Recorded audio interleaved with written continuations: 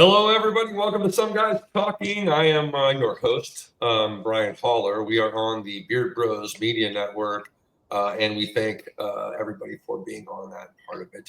My illustrious co-host is right here. His name is Aaron Washington. Aaron Washington, how are you today? I'm doing well. I always like the word illustrious. It's so underused. So I thank you, my friend. I'm doing well today. My pleasure. My pleasure. We have a very special guest today. Milica Mandic is here, the co-founder of, well, actually, let me run down the line a little bit. She's the founder of Bizdelics, which, of course, provides like recourses and a connecting psychedelics ecosystem. They have a podcast. And then, of course, we're very much here to talk about Global Psychedelic Week, which I'm very excited to hear from Milica and about all the different type of things. She's also very immersed in psychedelics, culture, content, business creation, growth, etc. Welcome. Thank you so much for being here. Welcome for having me, Brian and Aaron. And I just want to start by asking what the illustrious word mean, or I'm not a native speaker, although I speak 5 languages, but sometimes I cannot catch all the words in all the languages. So please do explain for me. And for others, the dictionary definition is well-known, respected, and admired for past achievements. Wow. The illustrious Milica, who is, a legend in psychedelics. This is correct, right? So that's basically what we do. It's also a great word that looks pretty and sounds fun. I'm gonna add this in my LinkedIn title. For sure. There you go. The illustrious one. You can give it to yourself. You're like, I am the illustrious. And then you go. Yes. Well, then it sounds very cocky and like pro wrestlery, which is good. Like that can be beneficial, but you really want to be called it by somebody else. Thank you for this explanation. So I'm so glad to be on your podcast, guys. Thank you for having me. Of course. Well, let's start from the beginning. Like, okay, so people are like, oh, Global Psychedelic Week. That's interesting. Okay, so Global Psychedelic Week comes up next week. It'll be November 3rd through the 9th. I'm correct there? So just give us the sort of high level and we'll dig in later. Yeah, Global Psychedelic Week started, me and Dennis, my co-founder, we co-founded it, and we really wanted to decentralize the psychedelic conversation globally. So basically, there are few international conferences happening in the psychedelic space, the biggest one being Psychedelic Science in Denver. Yep. But we realized not a lot of people have the money, the resources to pay like thousands of dollars to come to Denver and pay for, the ticket that is $1,000, and then the hotel and the airplane and all these things. It's just a lot of money for some of the people who don't live in the US. So we decided, okay, what can we do to decentralize it? And we realized that we can have a project called Global Psychedelic Week, where we will have 2 separate parts. One is going to be online conference happening with 7 days, 7 different topics, and in-person events happening organized by the community. We just foster space, and we invite the community individuals and organizations to organize in-person events globally. And it's gonna next week the events will start, and it will happen start on Monday, and it will happen from India, Serbia, Argentina, Jamaica, all over US. It's going to be 2 events in Barcelona, 3 in Amsterdam. It's going to be wild. It's going to be really, we expect 5,000 people next week to come together in this week, inaugural week. Wow, that's very cool. Yeah. Well, if you ever need a photographer to cover Amsterdam, I got you. I haven't been there in probably, I think it's coming up on 20 years, and it's just been way too long. But anyway, continue. Sorry. Well, I love Amsterdam. Yeah, it's a lot of fun. And, ultimately, we, Beard Bros meaning, support Global Psychedelic Week as media partners as well. We also advocate for sort of the knowledge and growth of that industry as well. We also want to be not only involved with like Dennis does a like segment for us on our platform where we supporting like Global Psychedelic Week, starting to work with companies that do that, and Melissa and Dennis are a big part of all of that. Yeah. Thank you so much for supporting us as media partners. We really do need a lot of support. This being our inaugural year, and you guys were there from the start. So thank you so much. Oh my gosh, thanks. Well, we appreciate you as well. And ultimately, go to globalpsychedelicweek.com. You can learn a lot there. But let's start from the beginning. Where are you from originally? I am originally from Serbia, although my hippie side of personality always likes to refer like I am a human from planet Earth.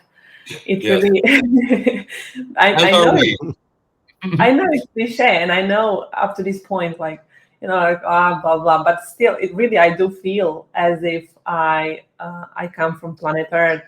Once I started traveling and understanding, whoops, here we are. Once I started traveling and understanding that there is more to this planet than just the place where I'm from. I originally come from Serbia, and I traveled 70 countries in my life. So almost half of the world, not quite yet, but 30 more countries to go. That's a lot. 70 is a lot of countries to have visited. I know. By a ton. So, and from coming from that perspective, then people get to understand why I really love to refer myself as from planet Earth, because nowhere else, anywhere else outside of Serbia, I also feel like it's my home. I belong. Sure. Yep. I can understand that too. I mean, ultimately we are human beings first. Yeah. And I wish people recognize that. I think if people recognize that first, the world would probably be a lot more peaceful of a place. Yes. Because we all have the same organs. We all have the same, I think, the same ways in which we are created. There is a process of birth, and so they're not all. We all have different struggles in life, but at the end of the day, Yep. Much more in common than not. I would agree there. Okay, so you're a citizen of the world. You're a citizen of the world. That's right. Yes. Very worldly, as you would say, very well traveled, which is something that comes up quite a lot on this show in terms of people who are very free-thinking and open-minded tend to have had experiences with a broad range of people. Different types of people, right? I would say that even though I haven't been to 70 countries, I've definitely checked those boxes and continue to and love to in my life. I think once you've done that more, you sort of crave it. Like you want to learn more, you want to be around more people. You have best friends who you may in the past not have even thought you would be that close with somebody, and so how did your country? You're in Serbia, you're a young woman, right? Did you go to college there or I studied I graduated Faculty of Organization, that is the close translation, where I studied to become a manager. So the whole my life I've been in the same field, which I studied to become how to manage people, manage organizations and projects. That's really good. It prepared you very well for what you're doing now, I would suspect. Yes, after 15 years after I graduated, even more. Oh my God, I'm getting old. So don't worry, we won't tell anybody. Join the club. Yeah, please do not. So even like 16, 17 years after graduation, I really feel like that experience with university gave me a good head start. Not everybody can say the same. Many people I know just like studied one thing and then ended up doing something else. But I really was lucky to study something that broad. Management is really broad thing. So yes, especially in all those facets. That's cool that you could do that. Like in education over here, I think it would have been like 2 or 3 different things where you got to get it all into one. Like project management would be different than event management. Yeah, exactly right.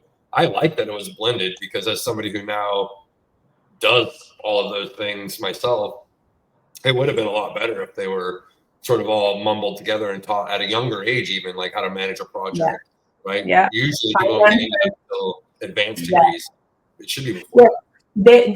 They made us even, us as managers, they made us even create websites from scratch for us to understand what people that we are going to manage tomorrow in marketing are going through and what time they need to do some things. Wow. It's really smart.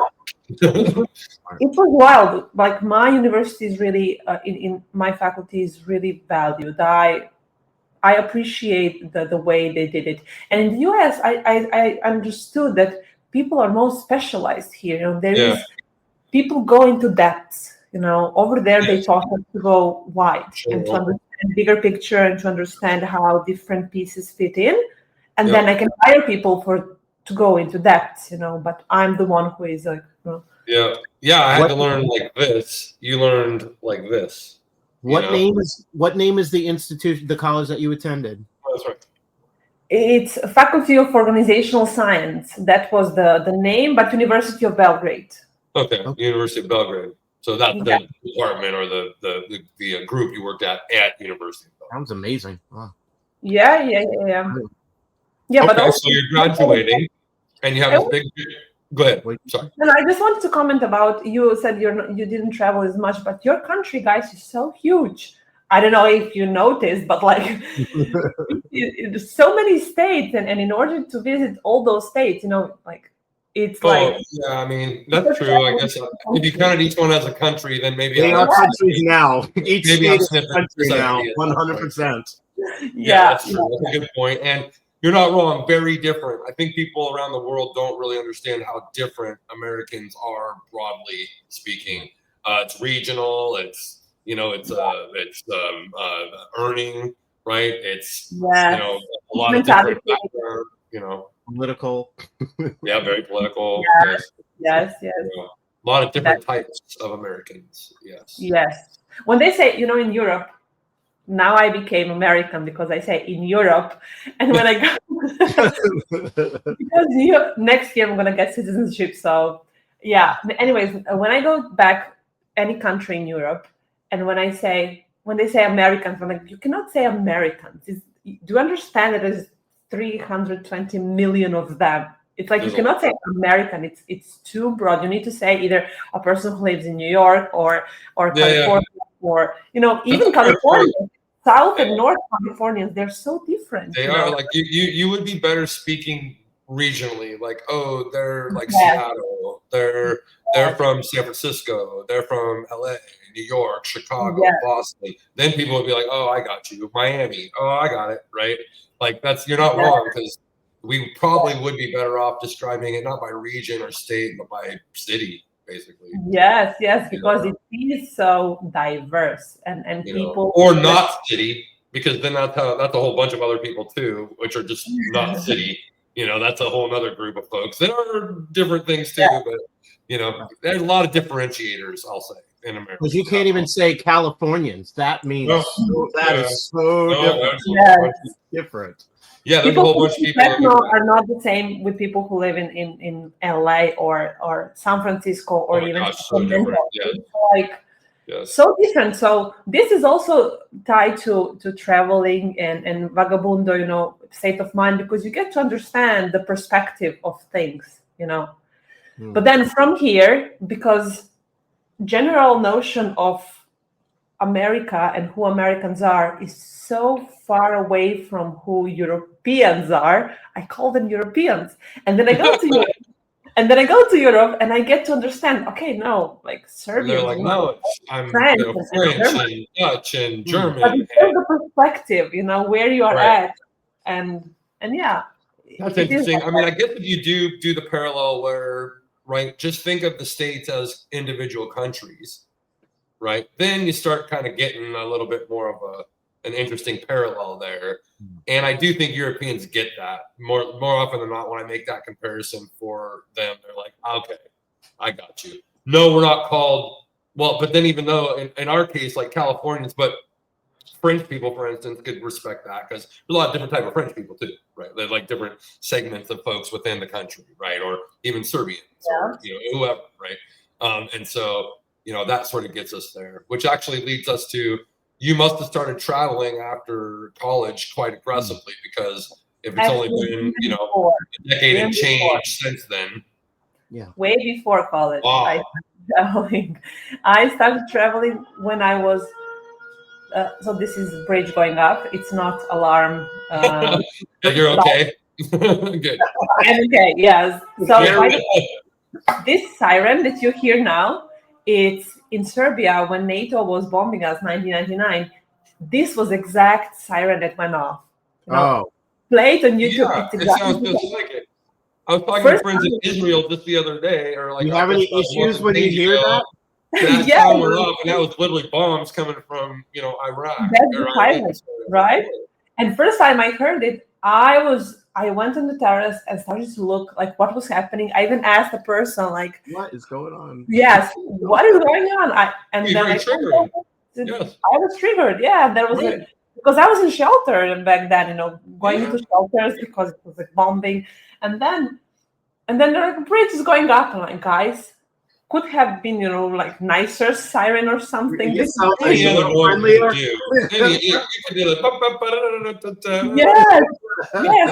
hands for it, Right, or something, I don't know. You're in America, start Spangled Banner even. Like, whatever. Like, just get it done. Oh, crazy. Yes, that must have been kind of scary for you, especially considering when you're a kid that was happening to you. Where am I right now? Yikes almighty. Speaking of things that psychedelics can help. Right? Yeah. So let us travel. Okay, so you're traveling. You're well traveled even before college, so you're going to lots of different places. So that's fueling your experience. Probably led a little bit to what you decided to do in college, right? In university. So then you get out of university, and what are we doing? So I started traveling when I was in a folklore group, like traditional dance, when I was 8 years old. So throughout it, I traveled most of Europe, and then arts and sports. Those will get you traveling pretty quickly. Yes, I agree. Kids, if you're listening, please do some sports and arts. It's really something. Play an instrument. Something. Act, whatever it is. Do something. Yes, whatever it is. Football, basketball, baseball, whatever. Something. Yes, it's worthwhile. And then during university, I started being a part of. I always have a lot of energy, and I started doing these projects for student organizations. I started traveling Europe, and then parts of Russia, and then Turkey, and I traveled the whole Europe basically during my university. And after university, I said, okay, now is the time when I need to start exploring other continents because this one started to become a little bit tight and boring. So I went to Asia, and I've been multiple times, like for 3 to 6 months exploring. I visited almost all countries in Southeast Asia. And then I decided that corporate life is not for me because I started to climbing the stairs, and I was like, started working for Microsoft, the biggest company in Serbia, IT company. And I said, why am I doing this for others? I can just do this for myself and have multiple clients and have people working for me. A very common theme that we run into. Please continue. And then I was like 20 something. I was very young, 24 at that age. And then I founded a company, co-founded with a friend. And then I ran this company for 7 years, and I had 30 employees working for me. I did an exit at the end. After these 7 years, I exited. I sold it. But during that 7 years, I created my life in a way where I could work for 3 months and travel for 3 months. Work for 3 months in Serbia, travel for 3 months. This allowed me. Yes. So I would see when is the off and on season with the projects and events, and I would just create my life in a way where I would dictate my 20s and not the corporate environment. And thank God I had that wisdom. That was the most beautiful 20s I could have ever imagined. I traveled to Africa, I traveled to Indonesia, I lived with tribes in Indonesia in the rainforest on some island. I lived with Masai Mara tribe. I traveled Latin America. I helped in Brazil in some villages. I helped people. There was a cult. I was just joined a cult for 2 weeks just to see how it is, and I helped them. Yeah. Why not? Good for you. Wow. Well, right? Awesome. That's very, very fascinating. You're very well traveled. You're very fortunate, of course, to have been able to do that, which is fantastic. And, clearly it can, really open your mind to, I'm sure, quite a lot. When did you start getting into like plant medicine or psychedelics, personally?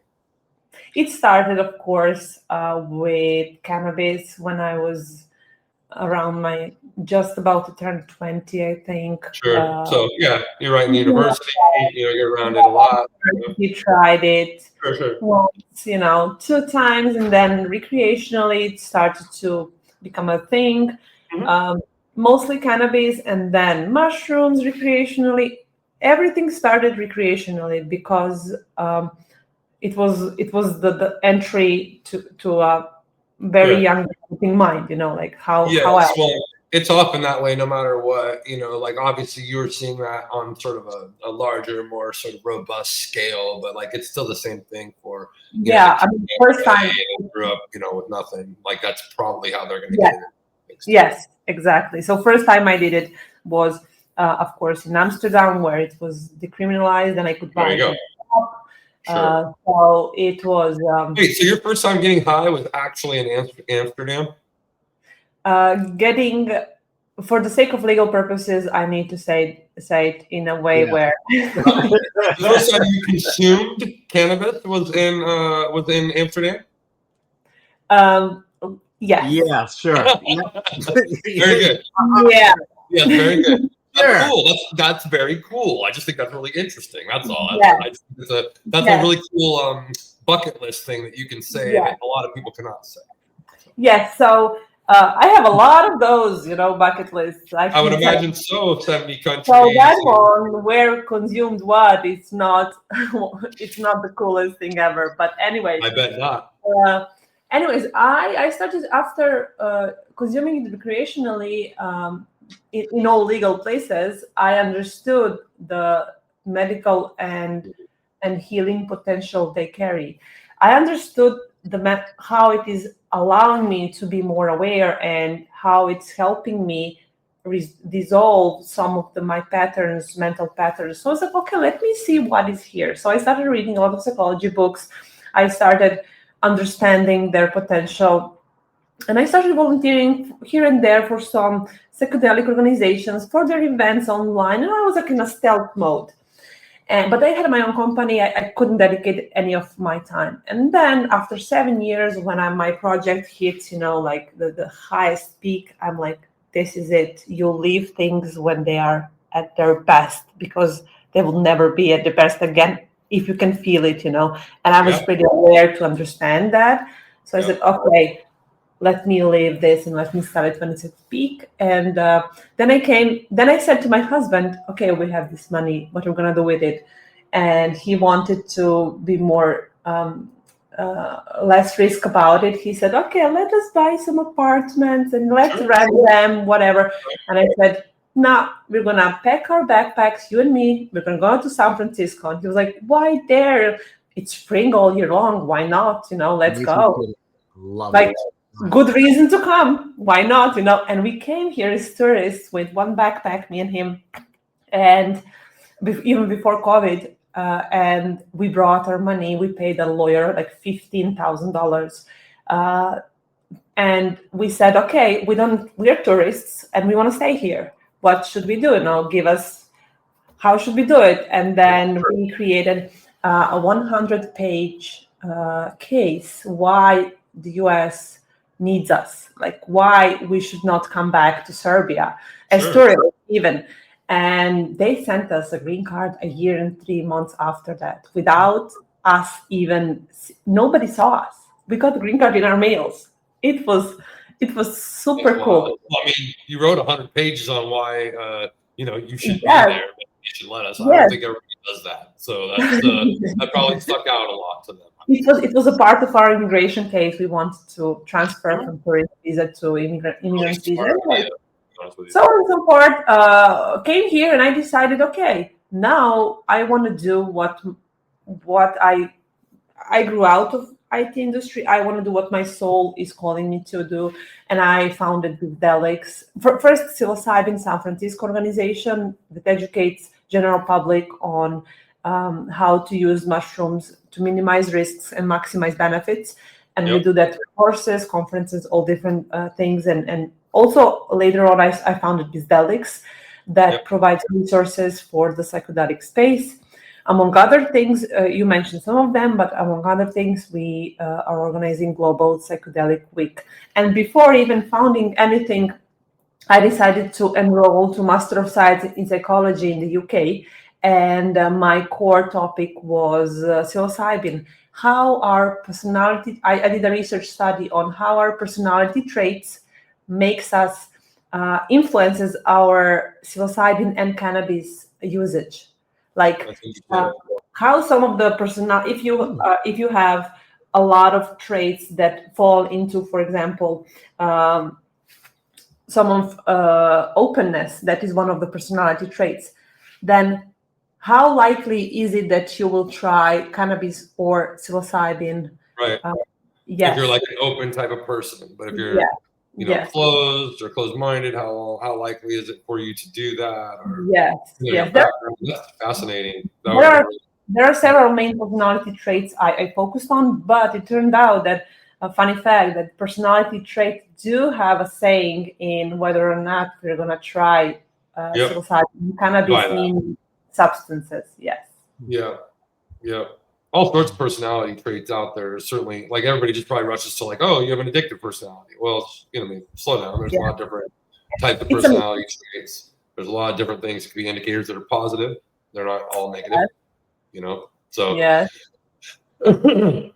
just shows some of our programming as well can influence different things. So it's important for us to do studies like that to show that, oh, it's actually people who are really nice and accommodating tend to use these. Why? It gives them probably a better mental mind state to like move forward in life, or can make you appreciate different perspectives. The one thing I always hear on both fronts, cannabis and especially psychedelics, though, is that it sort of helps you step into someone else's shoes. It very much helps you understand, or at least try your best to understand different perspectives that you might be stuck on, mentally blocked because you're mad, or you just don't get it, or you don't get why somebody would be there. A lot of the times it's just a block in your head that needs to be sort of cleared up. And you need to let your mind wander into a place that 1,000%. I've always said it breaks your mind out of that box, so times that you can see what's actually really going on. Like you think you may be annoyed or happy or sad, and then you're like, oh, it's really this. It may be nothing, and it gets you to pass that block and expands your mind, which is cliche, but it's true. Yeah. What are your feelings on how it opens? Why the open personality is more? Expand on that, please. I mean, there are. This study was really done over a long period of time, and I could talk about it for sure. But I'm going to also share. People can see it on my social media. I tend to share about these things. But anyway, openness, it's really a trait that, since that allows you to be, as the name says for itself, you are prone and open to trying new things. You're open to understanding other people's perspectives. So openness, it comes with curiosity as well, and curiosity to, when you ask yourself, like, okay, what these tools can do for me? I wonder how it will be if I take it. If you hear other people talking about it, and you're like, oh, what if I were to take it? Would I have the same? When the question starts, it means you are in the curiosity bubble, and then meaning that you are more open to exploring these things. For example, for a person who who has less openness as a personality trait, they would not even have these questions. They would be closed. They would not. They don't want to know. They just like, well, I don't care. They like where they are, and they're not willing to embrace the possibility. Well, it's funny because I myself, that's how I was reintroduced and re-embraced cannabis, because I was actually reading about, I wanted to stop drinking and reading about, the whole Cali sober lifestyle. And it just, when I started to read more and more on that, I'm like, okay, I like that. And it allowed me to, and literally the time that I re-embraced cannabis, that very instant, it just like a lightning bolt went off in my brain. It was like, what are you doing? Like, and I never, will be 7, I don't get ahead of myself, but it will be 7 years since I've touched a drop of alcohol. But it was that just thank you. But it was kind of that, like, literally I was doing the same thing over and over, and the plant said, wait, hold on, stop, hold on, look around. And I'm like, holy shit. And it, boom. And from that moment, but it allows you to just see what's really going on and break old, and break habits. And I know a lot of that with, the psychedelics and PTSD, it allows you to kind of break through that rut that you've been stuck in, kind of working over and over again. And it allows you to kind of break out and see other possibilities. That's the biggest thing. Like with cannabis, I know a lot of people who have used that and psychedelics to stop, whether it's opioids or alcohol or, pharmaceutical pills. And I've always said, those two, they allow you just another option. It allows your brain to think of something else than that linear kind of path that you've been stuck on over and over, whether it's bad habits or PTSD or whatever kind of keeps your mind imprisoned. It allows you to just kind of break out of that and see new possibilities. It's amazing. Yeah. I have 2 things to add here. So one is, correct me if I'm wrong, but I've noticed that you would say like cannabis, and then you would say also with psychedelics. Cannabis is psychedelic. I don't know. You're just because most of the people haven't had like hallucinogenic properties, but it doesn't mean it's not psychedelic.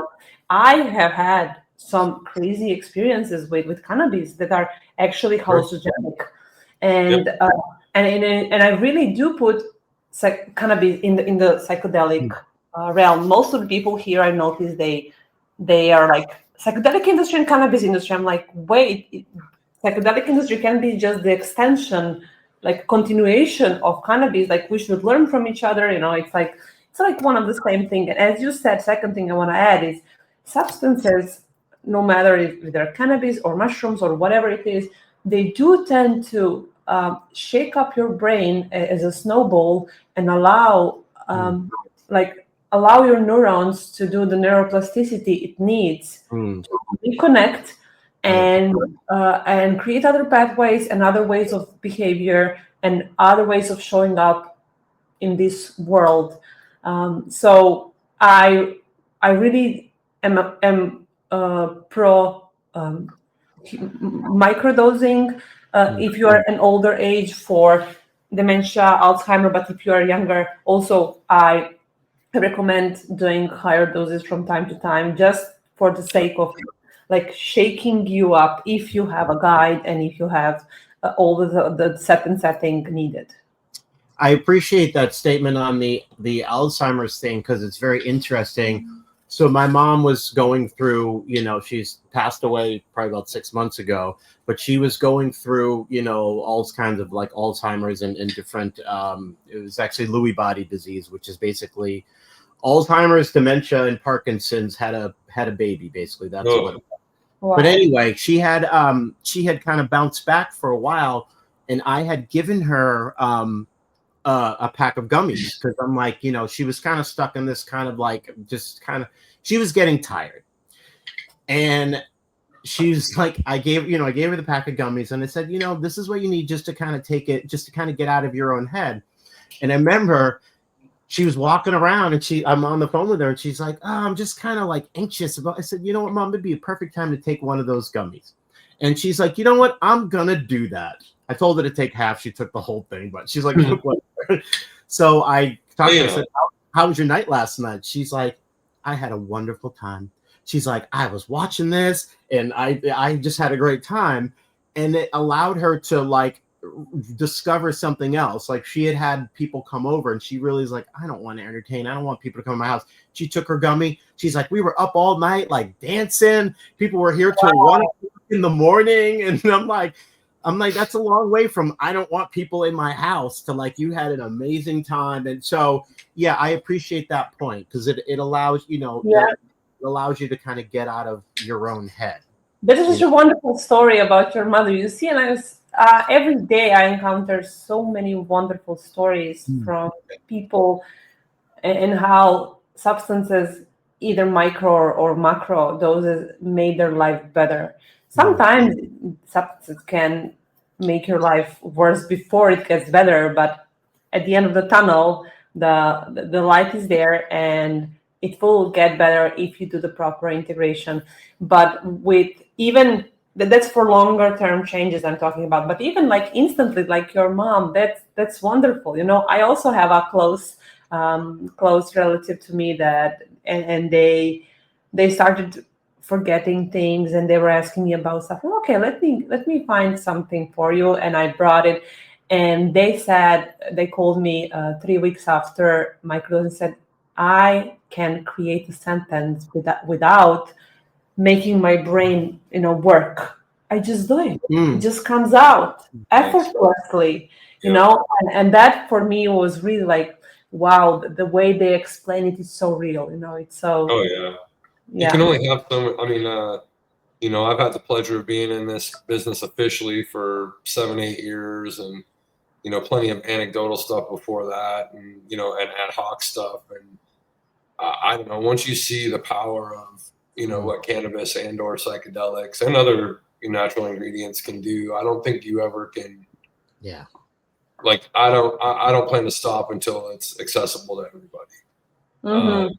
And so if that's before I die, awesome. If it's not, then I'll die knowing that I've, tried to do that and did it to my best of my ability. And I think I can speak for everybody that I, that's on this call, and certainly many, many other people that I'm blessed to know and work with. Like people say, hey, why the hell would you do this? That's why. I think you would like the way you just talked. It reminded me of one specific panel of Global Psychedelic Week. Let me read it out to you. And I think it's going to be on the 7th day, Psychedelics and Humanity Day, and the topic is psychedelic utopias, dreams and delights. And what if psychedelics were fully legal and integrated into the society? This session explores possibilities across health, education, governance, while confronting the ethical risks and unintended consequences of widespread adoption. I think you will love it because I definitely will be into that one for sure. If you really consider like you're not stopping before it becomes legal for everybody, I think for us in the space, we should start thinking about how that future will actually look like. What are we striving towards? Well, one of the things I often see, I've been, blessed to do a lot of different things, including, sort of develop products, and like be part of seeing things grow, but bringing products to market is something I've done a decent amount of times, and also helping brands grow and, all this good stuff. But what you definitely see is that like, there's a bigger picture here that a lot of folks are very, and rightfully so, oblivious to, and not in an insulting way. It's just there's a lot going on. But ultimately, you're seeing this merging of like Eastern and Western medicine. You're seeing technology help sort of influence this along, which already connects the world a little bit tighter, which is in often ways bad. But in this case, it's good because it allows for people to have more experiences, know what people are experiencing, tap into things like Global Psychedelic Week, et cetera, that are done by great people. But that's what I'm saying is what you see is that like, again, I don't think it's too far off that in a day and someday we'll go into a, Walgreens or a CVS or something like that, get a quick scan, get, your customized sort of medicine made for you. Right. And then you can go and then if that doesn't work, then you go to the chemicals, right? Then you go to like the tougher stuff that has maybe some not so great side effects, but maybe your body chemistry, that's what you need. Maybe that's where we're at. But I think you'll see a lot of that just sort of happen more rapidly, more easily. It's already happening in some places. Yeah, what you just said actually reminded me of another thing. We have a partner for Global Psychedelic Week. They're our supporter, and they have created this entheoDNA kit that tests your sensitivity to certain substances. So it's already happening. Yep. And it'll tell you which ones are the best for you, what kind of blend, what kind of, You order it, and at home you can do the test. But in Japan they have this toilet, like public restrooms, where when you pee, it will collect the pee, and you can pay for it. Will analyze some of the things that you can usually from urine, and you can pay. There's a lot of crazy stuff going on. Okay, I want my tests, please. And you pay Apple Pay, and they have your phone, and they deliver at your phone the results. So I think at future we can just enter public toilet pee, and they can tell you, I think my I'll know what's going on quick. Go to the pharmacy, give them my results, boom, and I got my medicine done. Right? Okay. So now we're talking about the future. That probably brings us full circle, right? Yeah. You've now got into the business end of everything for a while, and so Global Psychedelic Week now is a thing. And now you've been in the States for a number of years, and you've been in this world for a number of years now. You've seen, to your point, a lot of healing, a lot of information, a lot of amazing things. You've seen product and brands to grow and all this good stuff. So that leads us to Global Psychedelic Week, right? Which will be next week, as a matter of fact. And as you mentioned before, it's 7 days, right? 6, 3, 4, 5, 6, 7, 8, 9, 7. 7 days of events in person and online. Each has a different theme. Talk a little bit about why that decision was made. I understand having it easier and less expensive for people, right? You can go somewhere locally and you can tap in online to all this stuff. That I get. But what was the sort of kind of inspiration to do themed days? Yeah, so I would just say that the overall inspiration to bring psychedelic conversation to where people are, to meet them where they are, had two routes, like online and in person. And we decided to merge both. And in order to make it feasible for us, we cannot organize 100 in-person events globally. But what we can do, we can foster space, and we can foster a platform where individuals, like enthusiasts and organizations, can actually organize an event during Global Psychedelic Week. And I was thinking how that will be received, but we expect to have close to 100 events happening next week. Everywhere, I said, from India, Serbia, all over. It's going to be really something that will bring power to the individual organization and local people, because when we organize event here in the US, it's from the US perspective. We don't know in what stage of development is other community out there, Serbian community. So the best to understand your psychedelic community is you who live there, and that's why we are bringing the power of psychedelic conversations back to you. Organize an in-person event. We're going to have the platform, but also we will curate the 7 days of 7 different topics and 7 online conferences to talk about some of the pressing topics in the psychedelic space on a global level. That being said, we decided to have 7 topics because we were thinking about how to frame the program, and this made sense the most for this year. We're going to see what we're going to do next year, but first day we'll talk about global community, and we for each of the days, I forgot to say, we have a partnering organization that is a speaker committee, and they help us tailor the program, the speakers, so that we are objective in a way. It's not only us organizers, but we involve the community as well in tailoring the program. And then we'll have Psychedelic Business Day. where we'll talk about investments, about legality, startups. We will have a Legacy Day, where we'll talk about all those who came before us and who were carrying the knowledge for us to be able to create this industry ecosystem into an industry. So it means Indigenous people, underground people, everybody who were working hard before this industry even started to become an industry. And then we'll talk about veterans, very important topic. You know that there is promising research for veterans and MDMA and PTSD and many Ibogaine and many others. And we'll talk about the global perspectives on this, and we'll have some personal stories from veterans explaining how psychedelics help them overcome and make their lives from non-functioning perspective to somebody who can actually function in society and have the potential to be happy. And then we have Inclusion and Diversity Day. We'll talk about all those minorities that sometimes we do not, sometimes we just don't provide enough space for them to be seen. Often overlooked or not included in the cover history of the development. Yes, we'll talk about neurodivergent people, we'll talk about queer, we'll talk about Black communities, we'll talk about all those minorities that really need space to be heard and seen, and we'll talk about in the psychedelic space how we can make this space more inclusive.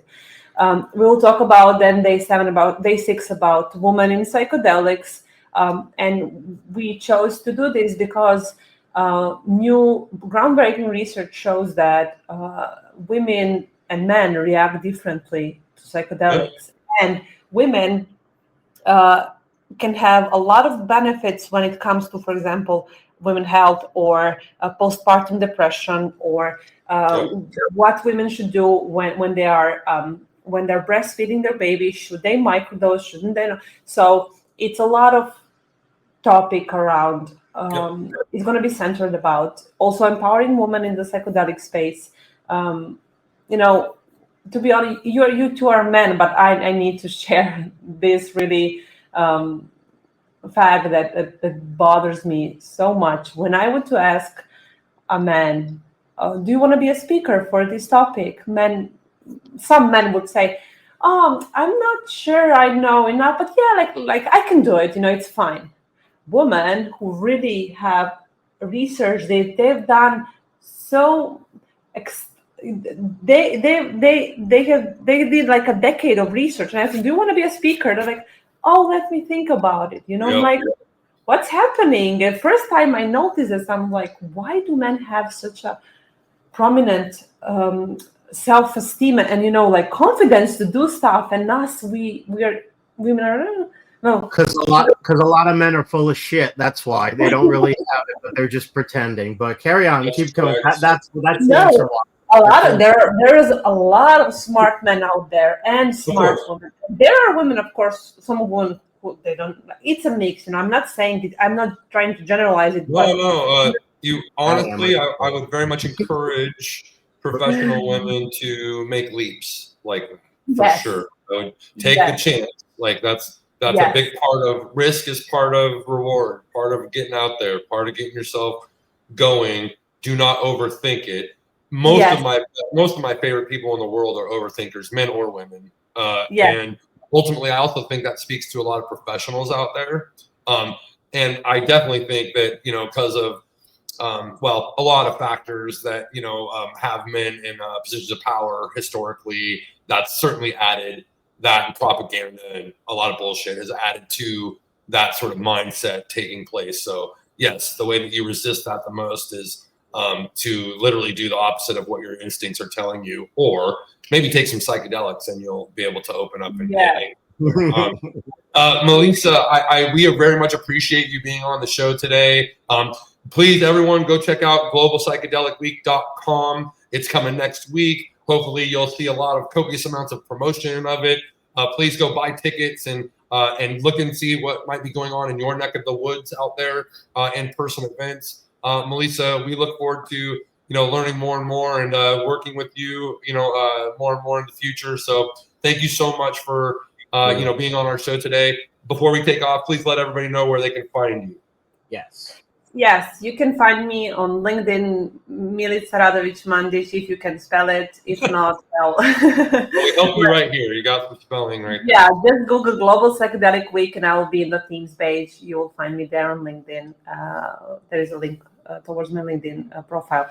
Thank you so much, Brian and Aaron, for having me on your show. It was a fun recap of my involvement in the psychedelic space, and I really want to say huge thank you and a virtual hug for everything you do to promote Global Psychedelic Week and what me and Dennis are doing in the space. You're kind to say that. CTA one is give out more virtual hugs. That's a very, very good thing. Other CTA, let your mind be free, folks. Be open to different possibilities of what things. If you can't get through a block, perhaps plant medicine or psychedelics can be of assistance to you. So please look at those. And those are your two main CTAs. You got another one? And I'm going to steal one from our illustrious guest. We are all citizens of the world. So that's right. Be kind to each other. Be kind. No one knows what everyone else is going through, so just be kind to each other. That's the secret. Yes. Thank you so much. We went full circle with illustrious. Thank you so much. Indeed, we did. So thank you so much. Again, can't wait to see Global Psychedelic Week and to learn more about your journey as you continue on it. So thank you very much. We will talk to you all very soon. Thanks for watching some guys talking on the Beard Bros Media Network. See you later.